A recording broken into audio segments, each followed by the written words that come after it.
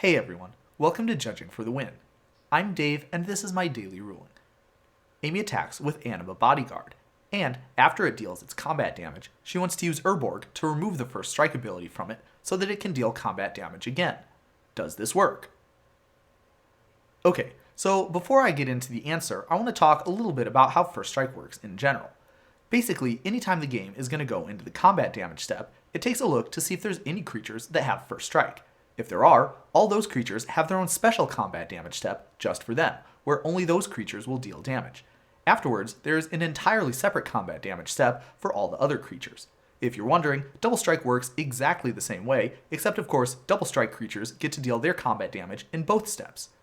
So, knowing this trick looks like it should probably work. However, this is where the fun police are going to step in. Unfortunately, that explanation that I gave you about how First Strike works is pretty accurate, and in fact, it's probably pretty close to what a judge would tell you if you asked them how First Strike works. But for our purposes, it actually ends up being a little bit insufficient.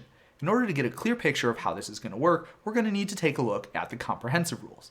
As you can see here, the second combat damage step isn't just for creatures that don't have First Strike, like what I alluded to earlier. The game actually does a little bit more thorough of a job and keeps track of exactly which creatures have and have not dealt combat damage each turn. So, in the second combat damage step, the game will look at the Anaba Bodyguard and see that even though it does not have First Strike, it has already dealt combat damage this turn, and so that means it will not get to deal combat damage again. The way this works must be a pretty common misconception, because there's actually a second entire rule that talks about exactly this case and says definitively that it does not work. Also, you can see here that the reverse trick is not possible either. That is, it's not possible for you to attack with a non-first striking creature, and then, after first strike damage has been dealt, give it first strike in order to prevent it from dealing combat damage at all.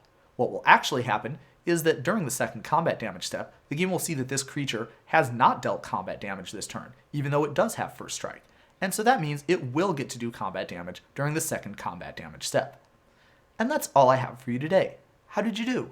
Join me again tomorrow for another daily ruling, but until then, I hope you have a great day.